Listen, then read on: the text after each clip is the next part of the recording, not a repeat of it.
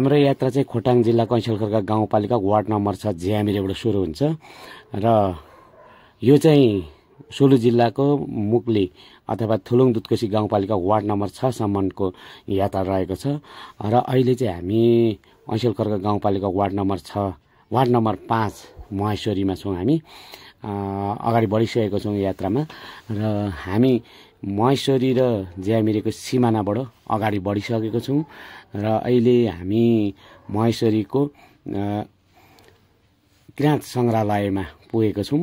किराँत सङ्ग्रहालयमा चाहिँ किराँतीहरूको सङ्ग्रहालय बनेको छ। त्यहाँ चाहिँ तर यो अलिक अगाडिदेखि नै बनाउने क्रम चाहिँ थियो, तर थोरै अझै पनि फिनिसिङ हुन बाँकी रहेछ। मैले यसो हेरेँ र अहिले चाहिँ हामी धेरै अगाडि बढिसकेको छौँ।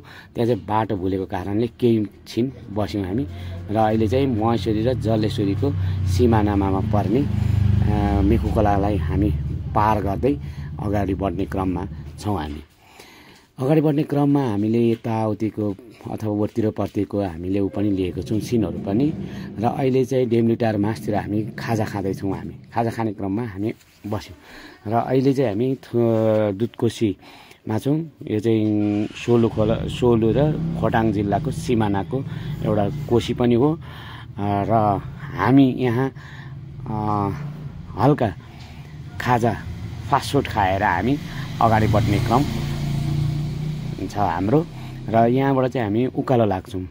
उकालो हामी अहिले 12 बजेको छ। हामी 12 बजे 12:30बाट उकालो लाग्छौँ अब हामी यहाँबाट।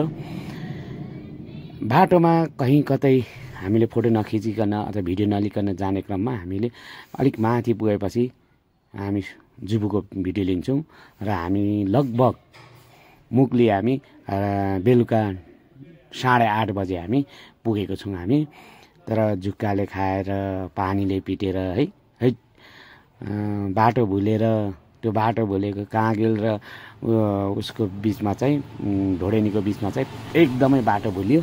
लगभग 2 घन्टा बाटो अलमल भयो। कति त खोलातिर पसिन्छ।